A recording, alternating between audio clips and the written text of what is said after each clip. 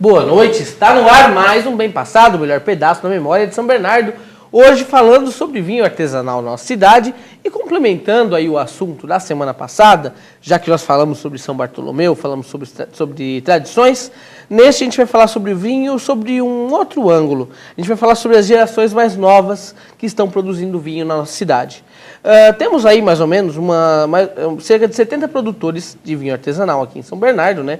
Se formos considerar também as demais cidades do ABC, mas a maior parte aqui na nossa cidade. E hoje nós vamos falar um pouco sobre essa tradição, como é feito, o porquê, e você pode participar através do Linha ao Vivo, que é o campo que está aí abaixo da sua tela, e também através dos nossos Facebooks, facebook.com/programa Bem Passado e /famílias SBC. Vamos aqui primeiro dar boa noite para nossos comentaristas e nossos convidados. Boa noite, Sil. Boa noite, Fabinho. Boa noite para vocês que estão assistindo. Participem do programa enviando suas perguntas através do campo Linha ao Vivo, que fica aqui abaixo da tela. Quem quiser também interagir pelo Facebook, eu vou estar recebendo as perguntas e farei para os convidados a partir do segundo bloco. Sim. Boa noite, Rafael. Boa noite. Obrigado pelo convite. Nós que agradecemos a presença. Prazer. Obrigado.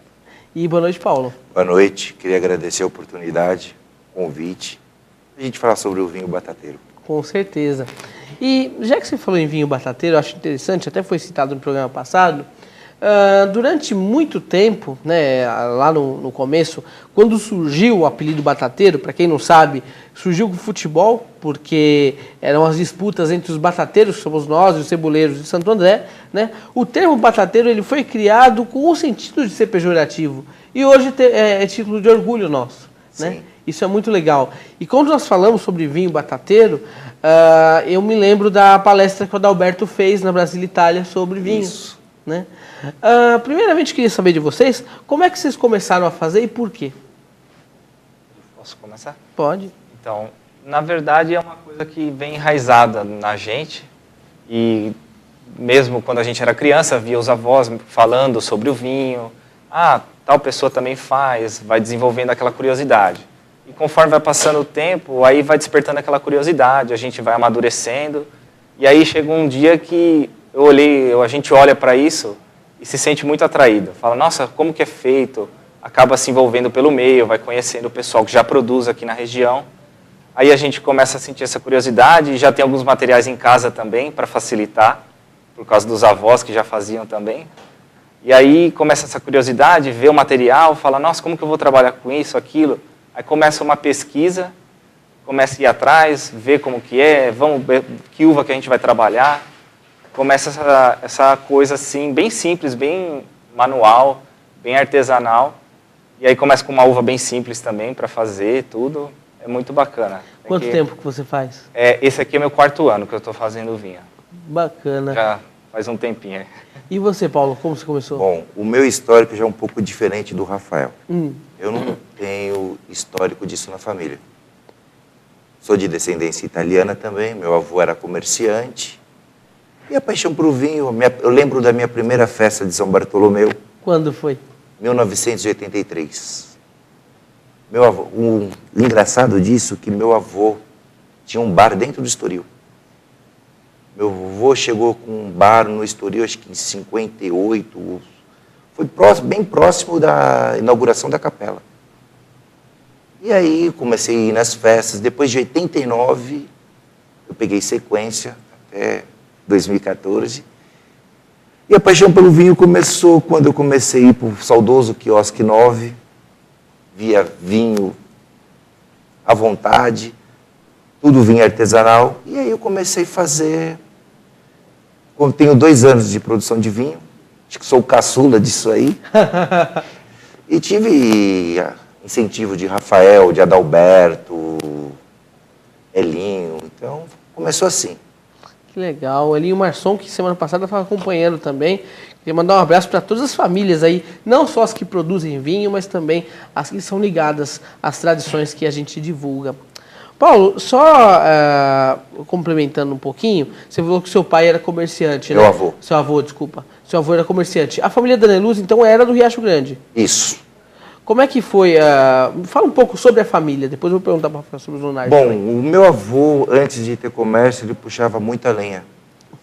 Puxava lenha, como acho que a maioria das famílias tradicionais de São Bernardo, descarregava lá no no Porto do Riacho Grande. Uhum. Aí ele ficou um bar no Riacho Grande, depois no Estoril, até 1981, quando ele sofreu um acidente, perdeu uma vista e tinha 10% de chance de recuperar outra. Aí ele encerrou as atividades. Mas o meu pai, meus tios, tias, todos moraram de pequeno no Riacho Grande. Que beleza. De qual região da Itália eles são? Treviso, o Bacana. bisavô. E os Lunardi, Rafael, o que você sabe a respeito da história? Porque nós temos, inclusive nós trouxemos aqui, o Rafael trouxe, esse é o carvão Lunardi, né, que foi fundado lá pelo seu Torello Aldo Lunardi, que é o avô do Rafael, né? Uma história bem bonita, que aqui no centro de São Bernardo, eu acredito que por conta da família dos carvoeiros e da família do pessoal da oficina, que são primos dele, né, todo mundo conhece o sobrenome. Mas conta um pouquinho a respeito. Isso. Na verdade, a história da nossa família aqui começou um pouco antes do meu avô até.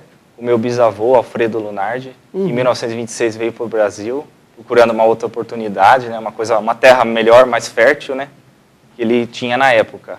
Depois, em 28, ele ia trazer a família, que era a minha bisavó, Liduína, com o meu avô, Torello, o Paulo Lunardi e a Teresa Lunardi, a caçula. Aí depois, em 28, a Liduína acabou falecendo, minha bisavó, antes deles conseguirem chegar ao Brasil. Aí os 3 filhos acabaram ficando na Itália, foram criados por uma tia chamada Maria. E aí depois, perto do início da década de 40, em 1938, meu avô acabou vindo para cá, para o Brasil. Ele estava com 17 para 18 anos de idade. Aí ele já veio de encontro com o meu bisavô, que ele já estava instalado naquela região da barragem, Curucutu, né, perto de Parelheiros, ali, depois do Riacho Grande, toda aquela região, que ali todo mundo trabalhava praticamente com lenha e carvão. E aí começou a trabalhar com meu bisavô, tudo. Depois, 10 anos depois, em 1940, aí depois o meu avô pediu para trazerem os outros 2 filhos que ficou, a Teresa e o Paulo. Chegando aqui, eles ficaram, mas a Teresa não se adaptou, acabou voltando para a Itália, foi morar em Siena. Viva, né? Não, ela é falecida. Faleceu. Agora, de cabeça, eu não lembro já a data, mas já faz alguns anos também, já perdemos ela. Entendi. E aí depois o Paulo acabou vindo para São Bernardo, um pouco antes deles.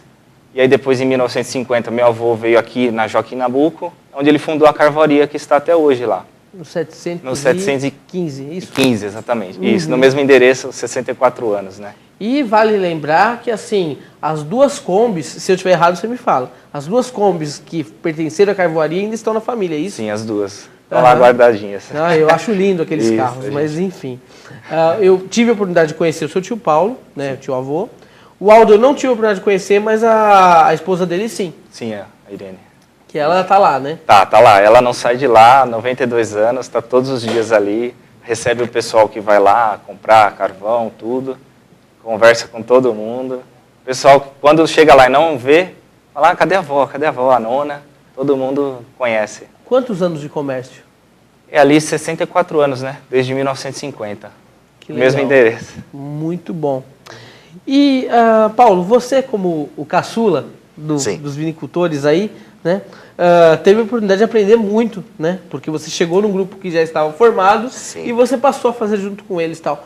Qual que foi a sua sensação quando o seu primeiro vinho ficou pronto? É uma sensação que é difícil de explicar. Eu acho que quem produz vinho tem 2 prazeres. Um quando está fazendo, o outro quando está bebendo. O próprio vinho. E no começo, assim, você fica naquela ansiedade. Porque não é um resultado que você tem a curto prazo. Então, nós estamos falando de vinho. Eu fiz Bordeaux, para a festa de São Bartolomeu, eu engarrafei meu Bordeaux com 5 para 6 meses. Agora, esse ano, junto com o Rafael, nós fizemos Cabernet, que vai demorar 2 anos. É uma experiência nova, porque eu estou acostumado a fazer Bordeaux. Primeiro ano que eu estou fazendo Cabernet. Vou saber o resultado daqui a 2 anos, mas é uma sensação que é difícil de explicar. E você sente muito a diferença entre uma safra e a outra? Como é que é? Eu senti. 2013 não foi difícil para fazer o processo de mosto do vinho. Esse ano, com a temperatura, o calor que fez de uma forma exagerada, foi difícil, eu fiquei com medo de perder meu vinho. Esse ano foi complicado, tanto que não choveu, foi uma temperatura muito alta o tempo todo, né? O primeiro vinho que eu fiz, o Bordeaux, demorou acho que 4 dias para fermentar, 3 para 4 dias para fermentar. Esse ano, com menos de 36 horas, já estava fermentando. Nossa. Você vê a diferença. Tudo na mesma época. Uma semana de diferença. De um ano para o outro. Quantos litros você fez? Isso aí também é um negócio que o vinho deixa você um pouco meio sem limite. Primeiro ano eu fiz 100 quilos. Quantidade pequena, um teste, uma experiência. Aí esse ano já foi para 280 quilos. E para 2015 a estimativa é em torno de quase de 400 a 500 quilos. Que beleza. E você, Rafael? Esse ano também nós fizemos juntos o Bordeaux. Uhum. Esse ano a gente fez 400 quilos de uva. Aqui na Joaquim Nabuco mesmo, é feito ali. Nossa, que legal. Isso, é lá mesmo. Aí eu fiz junto também com um amigo meu, o Marcos Copini, também participa. Aí também depois fizemos, o Cabernet a gente fez 150 quilos, se eu não me engano, Isso. né? Porque como é o primeiro, essa uva mais fina é a primeira vez que a gente está fazendo, então a gente fez uma quantidade um pouco reduzida. Mas desde o primeiro ano que eu faço o vinho, todo ano eu tenho feito o Bordeaux. No segundo ano eu fiz o Moscato, que é a uva branca. Depois, agora em 2013, eu fiz o Merlot também. Aí só que em 2013 eu acabei não fazendo o Bordeaux. Eu perdi o ponto, depois já não tinha mais a uva, acabei não fazendo. E aí esse ano eu fiz o Bordeaux. Mas em comparação com o Bordeaux, que eu já tenho já um pouco mais de histórico, né, que essa é a terceira vez, né, que faço. E esse desse ano, apesar da temperatura, que nem o Paulo falou, que está muito quente, a fermentação foi muito acelerada. Mesmo assim, o vinho, de todos que eu fiz, para mim está sendo o melhor. Que legal. A questão de tanicidade dele, tudo, a textura. Ele está um vinho, apesar de ser muito jovem, ele já está muito bom para tomar também. Que legal. Bom, vocês podem enviar suas perguntas, seus comentários no campo que está aí abaixo da sua tela. Nós vamos para um breve intervalo e já voltamos. Hoje falando sobre vinho artesanal, principalmente aí com o pessoal mais jovem, o pessoal que começou aí faz pouco tempo, tá bom? Então aguarde aí que já voltamos.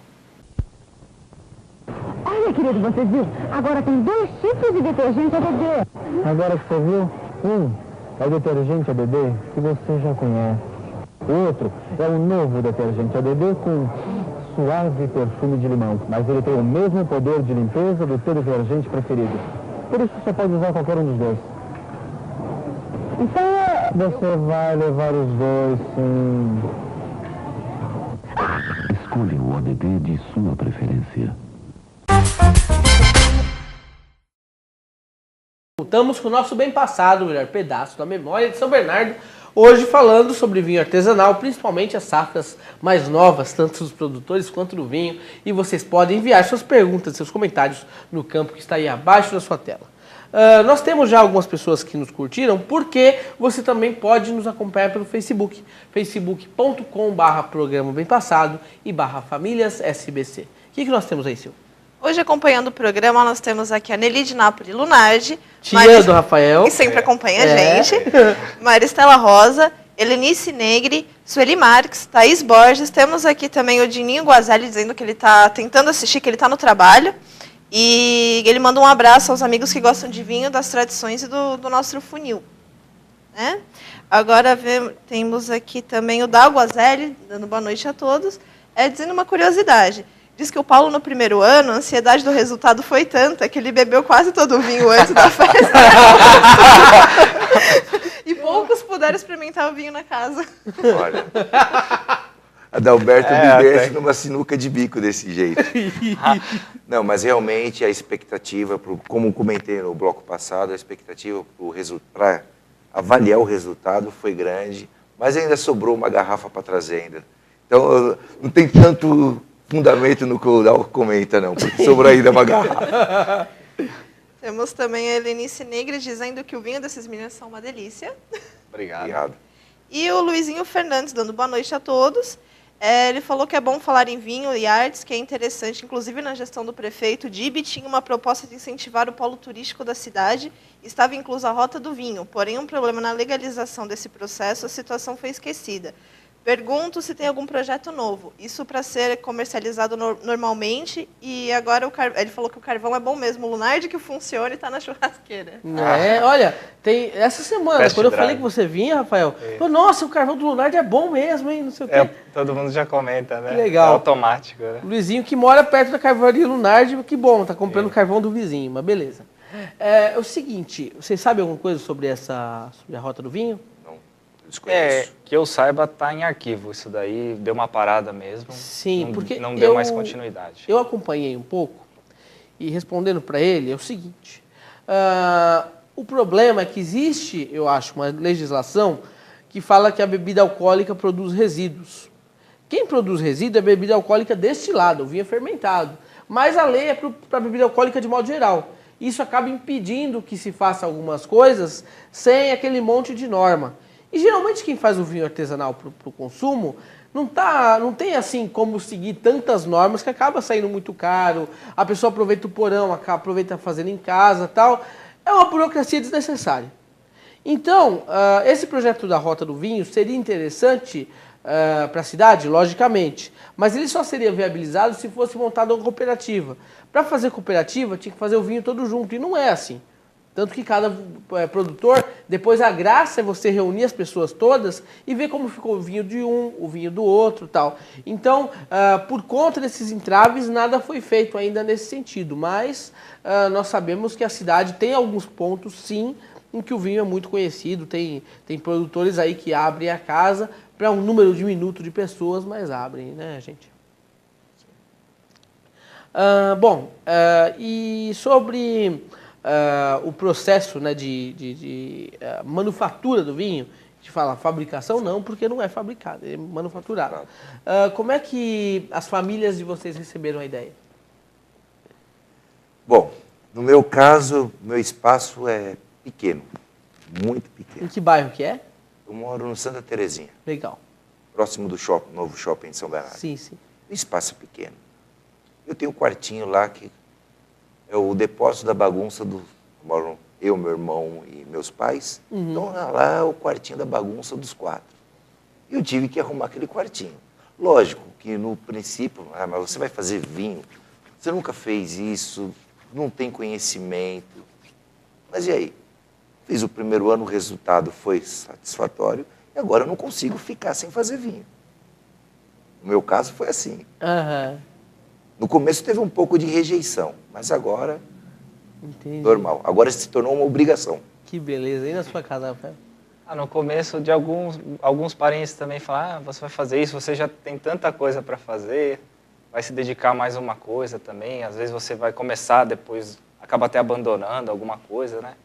Mas aí a gente começou, aí como também eu já tinha até os garrafões de vidros, né? Que alguns conhecem como damejana, aqueles garrafões que meus avós usavam, então já facilitou também, porque eu já tinha alguma coisa de material. Aí eu fui juntando, aí abri um espaço lá na casa do meu pai também, que eu morava em apartamento, não tinha espaço.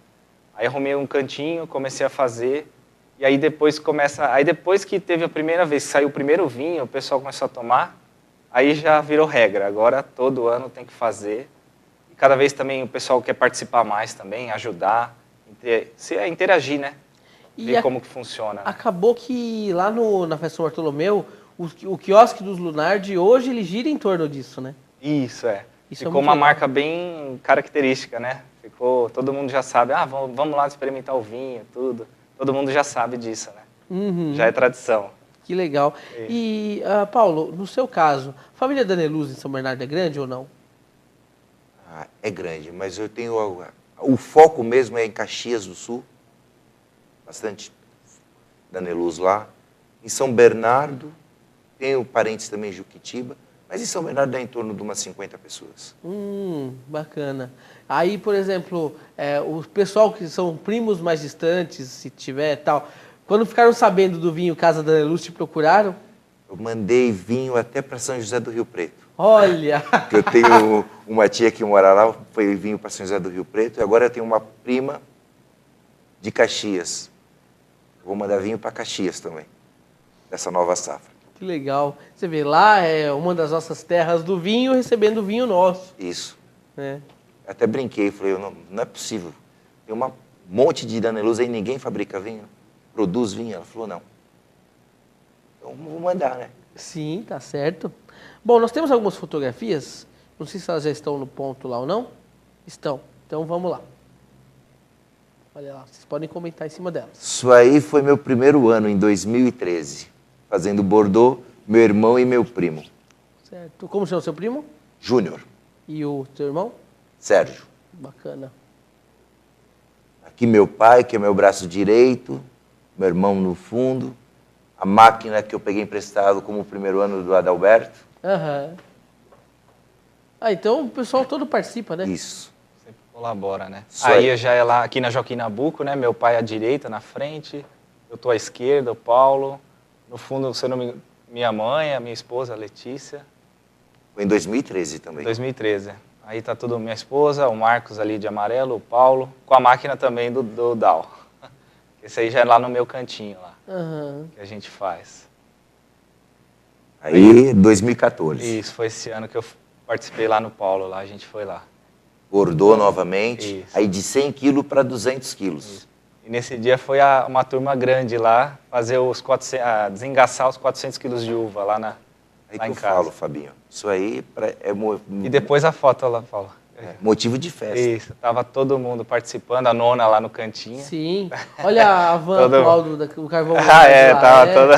Ah, hoje Foi as Kombis feito lá mesmo. descansam, elas foram às exposições. Quem está trabalhando nesse carro aí. É só para passear, né? O centro das atenções nesse ano foi essa menina. Camila, ela chama. Ela chegou lá, Ah, viu a gente desengaçando uva. ah. Nós fizemos uma brincadeira com a esposa do Lunardi, de tipo só simular que estaria fazendo o processo Pisa, de, né? de pisa. Aham.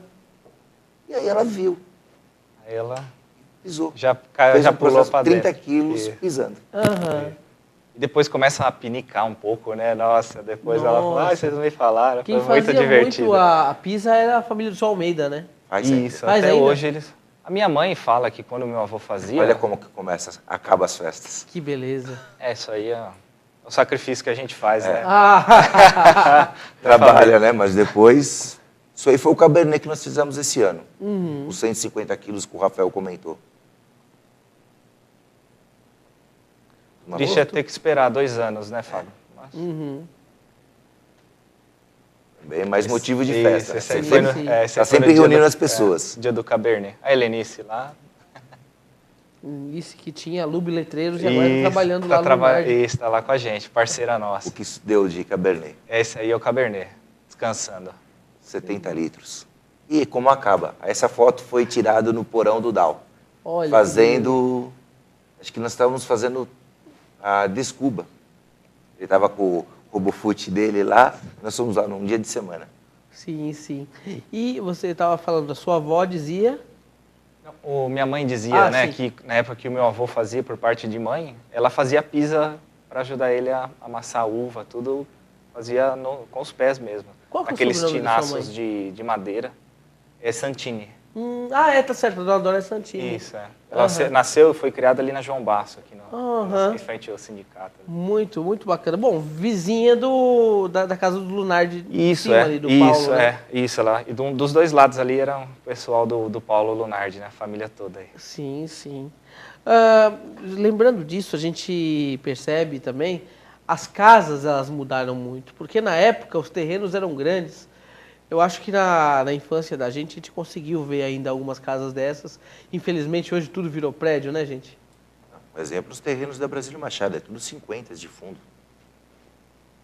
Vai acabando, não tem jeito, né? Vai acabando, tá saturando, o São Bernardo cresceu demais, né? E é uma coisa que acaba sendo natural também, não tem como evitar muito o crescimento da cidade. Verdade. Isso daí é uma coisa que todo mundo procura evoluir, fazer alguma coisa aqui, outra ali. E vem muita gente de fora também, vai agregando e vai aumentando, né? Sim, o problema é quando o crescimento é desordenado, Isso. mas o crescimento ele é sempre esperado porque é Isso, necessário, né? É necessário e inevitável, né? Não tem jeito. Sim. O que nós temos mais aí, Sil? Temos aqui o Dalguazelli comentando que esse ano o Rafael fez ele dar um salto na hora da produção do vinho Bordeaux, mesmo ele estando com a perna imobilizada. Ele está perguntando se você lembra. Ah, foi numa hora lá. O que ele falou que eu tava com um galão de água lá, que eu ia diluir um pouco do açúcar que eu ia adicionar. Aí ele ficou maluco, ele falou, não, você não vai fazer isso, não sei o quê. Aí depois a gente diluiu direto na próprio mosto lá, tal, mudamos o jeito que a gente estava fazendo. Mas ele deu um pulo, acho que de 1 metro, 1,20 m, assim. Nossa! Ele ficou maluco, esqueceu até das muletas lá, que ele tá...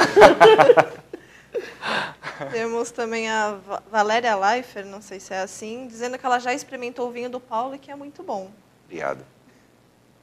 E acompanhando também temos a Jéssica Marcantônio, Carminha Bellarmino, Solange Carvalho, Pedro Denis Toneto, Pedro Paulista, Marcelo Bastioli de Agostini, José Roberto Galina, Dora Santini, Lunardi, Lara Beta, o Nerino Cusiol, a Márcia Regina e a Vera Guiar. Legal, bastante gente aí acompanhando, algumas pessoas inclusive que já estiveram aqui, é o caso do Nerino Cusiol, a sua mãe assistindo Isso, também, parceira nossa. Eu falo que eu comecei a escrever para jornal quando eu tinha 12 anos de idade, eu estou com 26 agora, e alguns comércios me ajudam desde aquela época, um deles é a Carvoaria, está aí até hoje com a gente. Bom, mas nós vamos novamente para um breve intervalo e já voltamos, fique aí. Com leite moça é assim, bateu, tomou!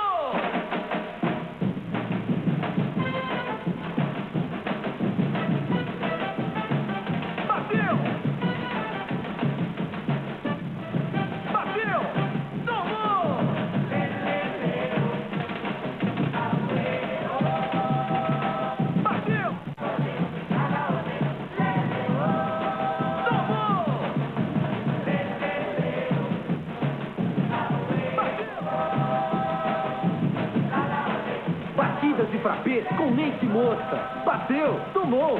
Você faz e bebe maravilhas com leite moça.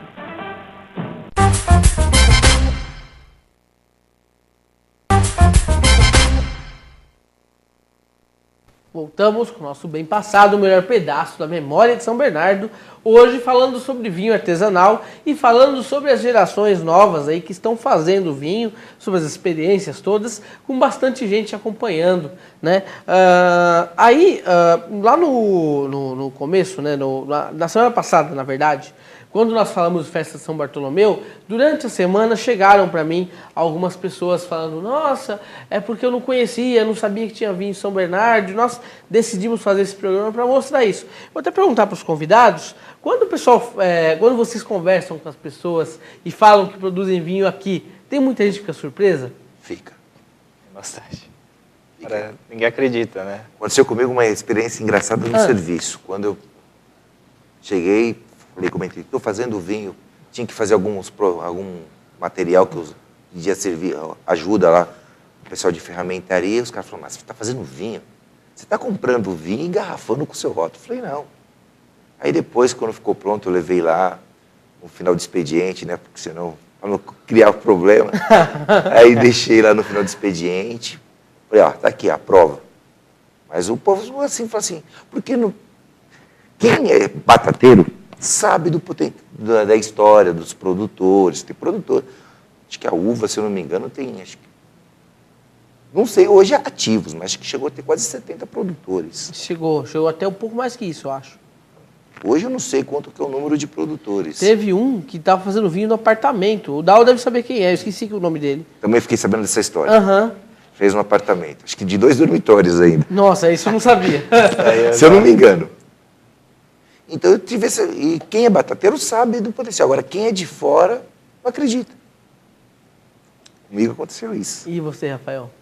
Quando a gente comenta, o pessoal fala, imagina, fazer vinho, como que faz? O pessoal também tem a visão de que é muito complicado. Uns acham que é muito complicado, outros acham que de um dia pro outro você fez lá que nem o suco e ficou... Isso, outros acham que é simples demais também, é 880, né? Mas a maioria que eu percebo, o pessoal fica admirado, fala, nossa, como você consegue fazer?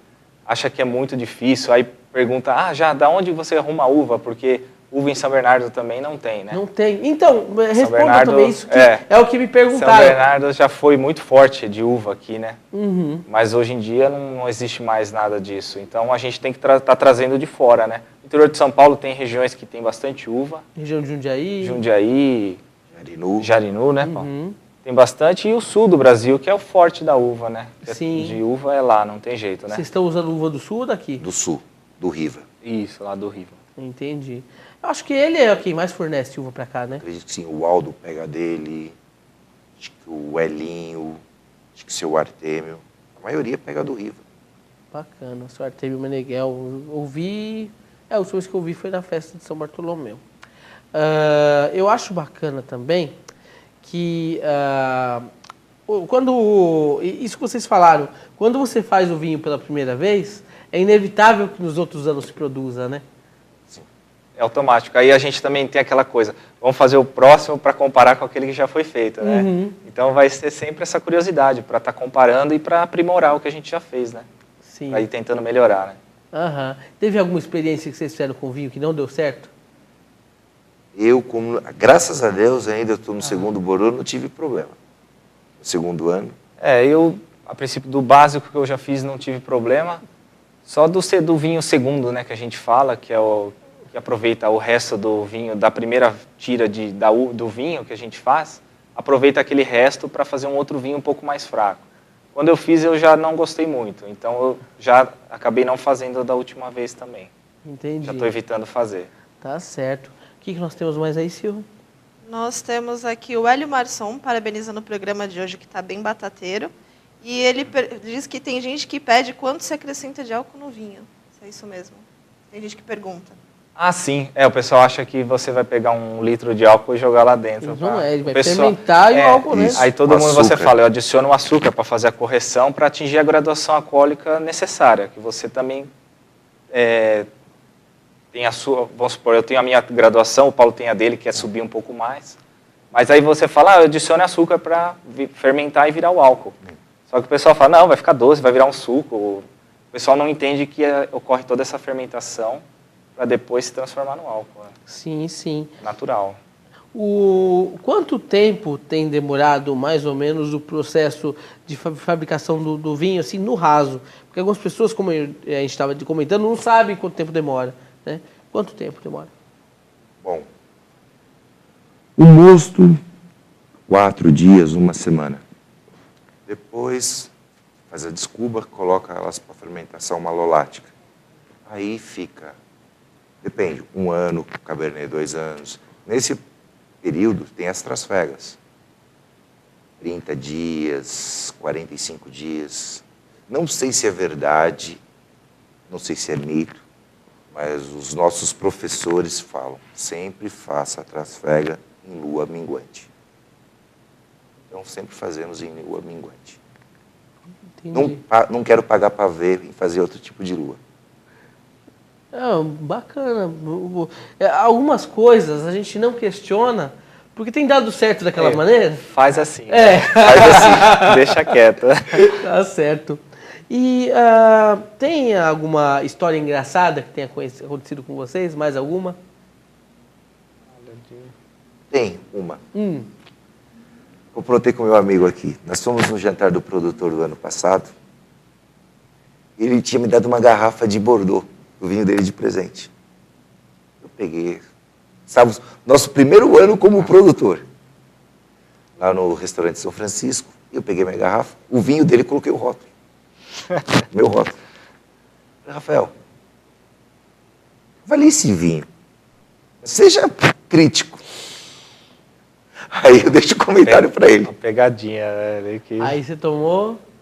Eu tomei, aí ele falou, não, mas você gostou? Ele me induziu também, né? Ele quis já questionar se estava bom ou não, né?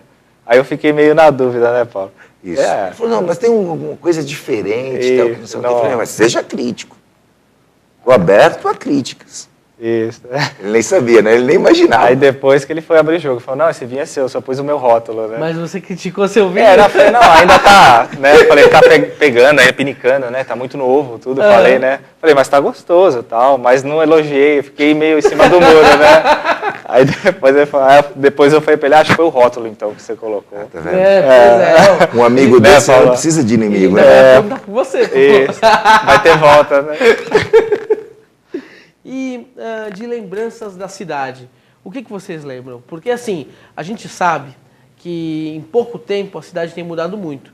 Como eu comentei no bloco passado, eu tenho 26 anos, então do começo dos anos 90 eu lembro pouca coisa, mas alguma coisa, né, a gente sempre fica na memória da gente. E a gente vê o quanto o São Bernardo mudou. Foi um crescimento absurdo. Então eu queria que vocês falassem sobre coisas do centro que vocês se lembram e que ficaram na memória de vocês. Eu não vou nem no centro, eu vou mais para o Estoril. Certo. Vou voltar no Estoril. Como eu comentei com você, meu avô tinha bar lá. E as férias de janeiro, praticamente as minhas férias de janeiro passava no Estoril. Então, quando você sai daquele estacionamento grande lá, onde tem aquela estátua lá, daquele carro lá, você voltando para a portaria do Estoril, tem 2 vias. Uma já tem uma cancela. Lá passava trenzinho, era um trenzinho, tipo num bondinho, para levar o pessoal, a molecada. Os quiosques. Como eu te falei, eu peguei minha primeira festa de 83, os quiosques do Estoril, não era nem de telha, coberto de telha. Era aquele sapé. Sapé. Outro fato interessante, porque eu falo que eu lembro muito do Estoril, como meu avô comentei que meu avô era comerciante, sempre a virada de ano eu passava na casa do meu avô. E o dia primeiro, meu avô abriu o bar. Tinha movimento no parque no dia 1º de janeiro. E a família pegava um quiosque do lado. Como chamava o seu avô? Benedito Daneluz. Então, isso eu lembro. Isso eu lembro uma coisa que ficou marcada para mim. Aham. Você, Rafael? Para mim, recentemente, até teve um fato que me deixou, assim, sentido, que eu percebi que muita gente também comentou, repercutiu bastante, foi a mudança do calçamento todo lá da Matriz. Da Matriz, de É fato. uma coisa que mexeu com todo mundo. Isso daí é fato. Hoje em dia, você chega lá, tudo é novo, mas já tem um monte de problema, várias coisas quebradas já. A Divine House esteve aqui e falou que não tem o banheiro lá, porque... Não tem o café dentro da banca, alguma coisa assim, porque esqueceram de passar água. Puseram a pia e esqueceram fizeram, de mas passar. não deram uma estrutura certa para isso, né? Então, perdeu um pouco aquela característica que tinha, né? Até um comentário particular aqui, que quando eu casei, eu fui tirar foto com a minha esposa ali, que fui no cartório, depois subimos na Matriz. Depois, pouco tempo, já reformaram ela. Então foi uma lembrança que a gente teve e acabou dando certo para guardar para uma recordação, né? Da mesma maneira, eu fui batizado na Matriz, eu frequento as missas lá e eu tenho notado essa mudança. Nós não temos mais mosaico português nas nossas calçadas, porque tinha da Matriz e tinha do Passo, hoje não tem mais nenhum dos dois. Mas enfim. Sil, tem mais gente? Temos aqui a Sônia Marco Antônio, Francisco Acosi e o Domingos dizendo, parabenizando a rapaziada, que a nossa tradição não pode acabar. Bacana. Obrigado. Queria também mandar um abraço aí pro Jefferson Gomes, que tinha mandado um recado antes do programa, que falou que levou o Rafael para a escola, da mesma maneira que me levou também. E pro Ricardo Flacker, que está nos acompanhando aqui dos estúdios. O programa passado está no ar toda terça-feira, das 19 às 20 horas, aqui pela TV Bernou. Te agradece muito a participação de vocês, viu? Obrigado mais uma vez pela oportunidade de contar um pouco da história do vinho artesanal de São Bernardo. A gente que agradece a oportunidade. Com certeza, a gente fica muito honrado, muito grato. E o bem passado é o melhor pedaço da memória de São Bernardo. Até a semana que vem.